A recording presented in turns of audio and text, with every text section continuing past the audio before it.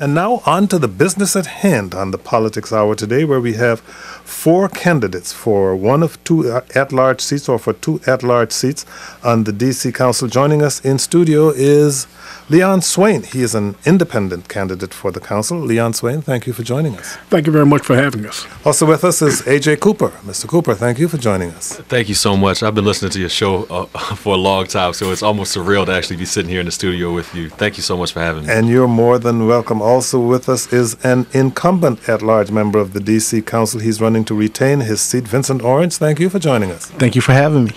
And Ann Wilcox is a Statehood Green Party candidate for council. Ann Wilcox, thank you for joining us. Thank you very much. I'd like to make 2 small rules here. One of them is that you may have noticed that in the first debate between President Obama and Mitt Romney, CNN was keeping track of who spoke longer, and it turned out that President Obama actually spoke longer than Mitt Romney in that debate, even though everyone, including the president himself, seems to concede that he lost that debate.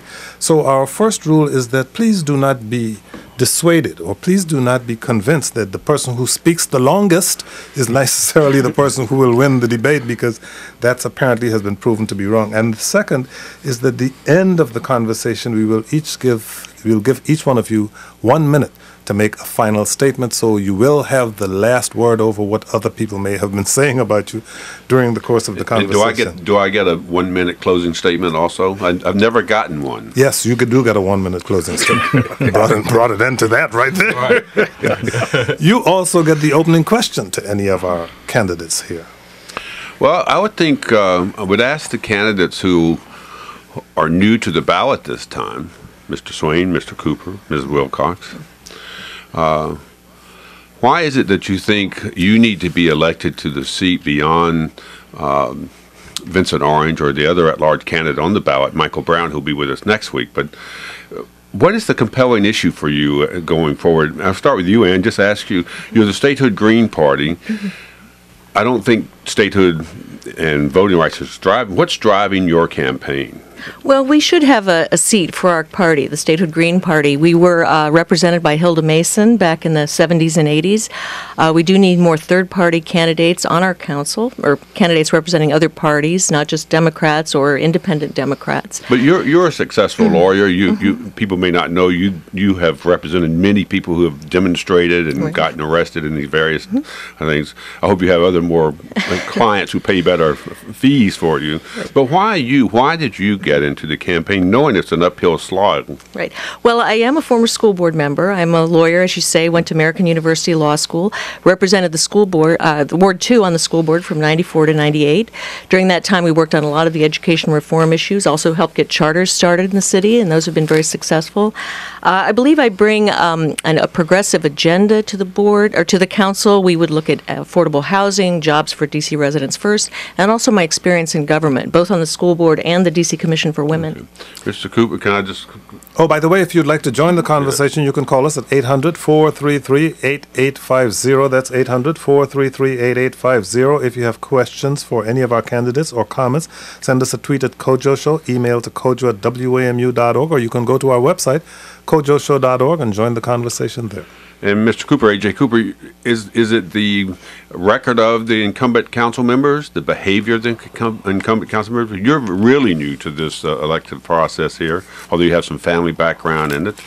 So why did you do this? It's money, recognition, all the things that make it very difficult to get elected. I saw you on my way over here. I saw you out personally putting up some of your signs over on Albemarle. Yes. They were all legal, I checked. But why are you doing this? Well, first to the signs, we've got a lot of volunteers out here, working for free for our campaign, and I want them to know that if they'll take, their personal time to put up signs and to go out there and fight for this movement, then I can put up signs too. I'm not too good to do that, and I believe that leadership by example is important. I want to ask you.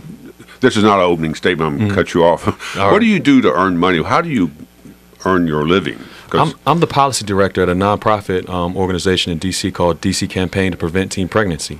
Okay. And my position at that nonprofit has given me a glimpse into the failures of DC Council when it comes to our children. We had a sense of the council passed called the Half by 2015 resolution. The Half by 2015 resolution. This is the first time City Council has ever set a goal of cutting teen pregnancy. And what's even more important is they enumerated the reasons why it is so important. Now, after they all signed it, had a pretty press conference and promised to fight for the children, we got 0 results. Phone calls stopped being returned.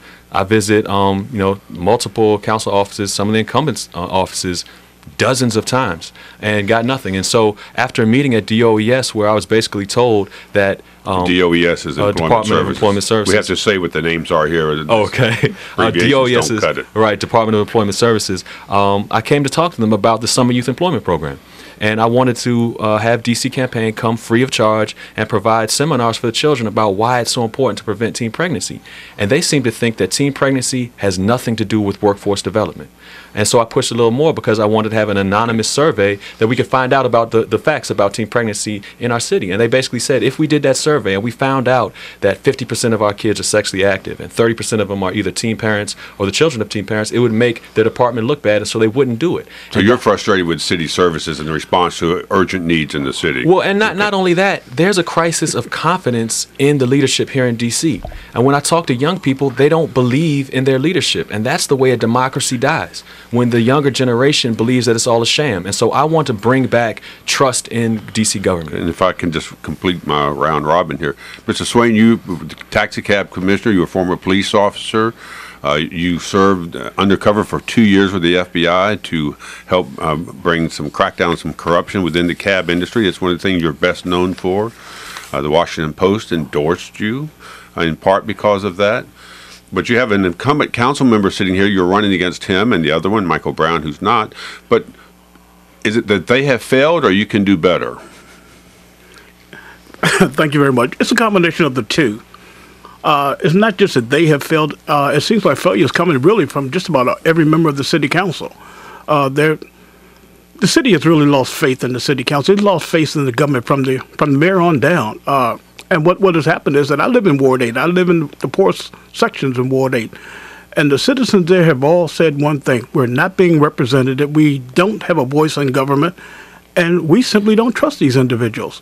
And I mean, I'm sure they're all great people individually, but collectively, nothing's happening, and nothing's happening for a long period of time. And yeah, doing that investigation, I was surprised with some of the things that I found out insofar as the corruption within the taxi industry, but also other corruption within the other agencies in D.C. government. And people would come up to me and say, hey, we've tried to contact them. We've tried to contact the directors and tell them what's going on, and nobody wants to hear what we're saying. And, and so my thing was, I think it really came to head when Harry was convicted. Harry Thomas, Mr. Ward Thomas. 5 council member, yes, former Ward 5 council member. Right. And my question was simply this. There's no checks and balances there. How can somebody steal $350,000 and nobody knows about it? And if they did know about it, nobody wants to answer it. And that's the answer that you keep getting from the city council. Well, we don't want to step on the toes of our partners. And that's not a good answer. In case you're just joining us, that's the voice of Leon Swain. He's an independent candidate for D.C. Council. We're having a conversation with 4 candidates. Mr. Swain is joined by Ann Wilcox. She's a Statehood Green Party candidate. A.J. Cooper is an independent candidate. And Vincent Orange is a member of the D.C. Council. He's running to retain his at-large seat. He is a Democrat. Mr. Orange, I have a question for you that does not yet involve the words Jeffrey or Thompson. It's getting more and more expensive to live in the city, whether you own or rent, whether you're a family with 2 six-figure salaries looking to buy in Upper Northwest or a long-time resident who just wants to stay in the neighborhood they know and love. If my friend George happens to be delivering pizza for a local agency here and he makes $10 an hour, what can you do to assure George that he will be able to continue to live in the city if not only his rent is going up, but every time he gets a speeding ticket in his attempt to deliver that pizza on time, he has to pay a $250 fine, which represents for him a week's pay? What policies would you put in place to make sure that George can continue to live in this city? Well, as it relates to the speeding cameras and the high prices, the high fines that are associated with that, I've joined Councilmember Mary Che and Councilmember Tommy Wells in introducing legislation to reduce those fines. On record saying that, those type of fines should be related to safety and not to revenue. And now we know that those fines are related to revenue. And also, we're now focused on revenue projections. At the end of fiscal year 2011, we had a $240 million surplus. At the end of this fiscal year, we have a $140 million surplus. So we have dollars available. That's $380 million. So we should not be, gorging the citizens of the District of Columbia and taking every penny from them. A person making $10 an hour needs to have as much disposable income as possible. In addition to that, we're working on making sure that the 55,000 jobs that the Deputy Mayor for Economic Development is indicating that we will create over the next 10 years are connected to D.C. residents. We have 30,000 unemployed D.C. residents. We need to make those connections. And so I've advocated through legislation that we take our training dollars and we put the training dollars in our community college and create curriculums that will provide the proper training for our workforce to go right into the jobs that we are creating. For example, the Convention Center Hotel is going to be open next year. We already know, we have advance notice, 1,000 permanent jobs, but we're not training our people for those 1,000 jobs. How about affordable housing? Affordable housing, we need to put more money in the Housing Production Trust Fund. It's unacceptable that the Housing Production Trust Fund is not funded when we are taking these dollars and just putting them in a rainy day fund. Well, it's raining now, and so I'm pushing to restore that fund as well, working with Bob Pullman and others, the Fiscal Institute, as we make the case to put those dollars back into the Housing Production Trust Fund. 800-433-8850. Mr. Swain, you are a bit of an enigma to me. You have such a sterling resume. You're a third-generation Washingtonian. You're all of the things that Tom Sherwood said you are. Former police officer, got a Silver Medal of Valor in 1981 for arresting John Hinckley, of all people, who is so famous. And yet you're running so low in the polls, you haven't been able to raise a significant amount of money. What do you think can explain the apparent lack of public response to your campaign? Well, I know for a fact that several phone calls have been made around the city basically saying, do not help Leon Swain. He is the last person we want at the city council. Who made those phone calls? That's what we'd like to know. Well, let's put it this way. I think that if you take... I know that John Ray made some of them. You know that John Ray made some of those. Yes. John Ray, 800-433-8850. Former council member who's been a lobbyist for a variety of folks. And I've talked to a couple of council members, and the council members, they privately tell me, Swain, we like what you stand for, we know what you want, but we have to work with these individuals. And basically, it's like this. If they take and say that they're going to back me, then what they're doing is admitting to the fact that what I'm saying is true. And the bad part about it is that what have they done about it? It's just like we're talking about job training. We're talking about the housing fund. These problems have been around for years. And guess what? Now, because we're in the election cycle, this is what we're doing. But guess what? Unemployment in Ward 8 has been there for 25 years. Somebody's been blind. Nobody saw it coming. But how long have you been campaigning? How long have you been making phone calls? How long have you been knocking on doors in this campaign? Started June the 15th. Why do you think you're not? It's just a couple of phone calls can't explain why you don't seem to be getting traction in this campaign. Well, we're picking up traction. I mean, we're getting volunteers. We're getting people out there now. I think that the amount that we've collected has been reasonable, especially in this climate when you talk about the presidential election, other elections going on, money being already committed to other people. But I think we're collecting as much money as anybody else. Tom? Well, all three of the candidates sitting here who are challenging Mr. Orange for one of the two seats on the council. And Michael Brown, the other incumbent. Yeah, I mentioned his name twice. I didn't know if I was going to do it 3 times. Because he's going to be here next week. But none of you have specifically criticized the incumbent you would like to replace. And this is a respectful station, but I was kind of struck by, you made general comments about ethics, and I know there's an aura of ethical issues over the city because of the investigation of the mayor and the Harry Thomas episode and the Kwame Brown episode. But why is it that Mr. Orange should be replaced? Then we'll give him a chance. AJ, I mean, are you? I know you're running for yours. I'll take care of all the cliches. Right. You're running for the office, not against anyone else. But you want to replace Mr. Orange or Mr. Brown. So what is it they have failed to do that makes you more important to hold that seat? All right. First, let me be clear. I respect Mr. Orange and Mr. Brown as my elders. There's a criticism right there. No, that's not. That's not a criticism. Just teasing. Go ahead. I really do respect them because, they were doing stuff for the city when I was still in high school, and so I respect them. And so the following things are with all due respect, Mr. Orange, because I don't want to get on your bad side. But let's be clear. Most people in this city are sick and tired of being sick and tired. Most people in this city are tired of opening their paper and seeing either alleged money being stolen or pictures of their council member hugging or groping a staffer. It's embarrassing. But we're not talking about Mr. Orange. No, we're talking about Mr. Orange. As a grown man, young men like me want to be able to have somebody to look up to. But everywhere we turn in our community, the people we're supposed to be looking up to end up being the ones getting in trouble or doing things that are less than honorable. Those photos are one of them. I think that Mr. Orange has been a fighter for our community, but I think that it's time for a new voice on the city council. Mr. Orange, you're running. You've been fairly firm in saying you have a good reputation, that you've done nothing wrong, but you know the atmosphere of this ethics blanket. I call it a wet blanket hanging over the city. How are you responding to it, to what Mr. Cooper just said, for example? Well, first of all, I think that we have to look at the timetable. The Washington Post endorsed Adrian Fenty for mayor and Vincent Orange for chairman. And on the other side was Vincent Gray. 2006. Right, Vincent Gray and Kwame Brown. Vincent Gray and Kwame Brown, they won.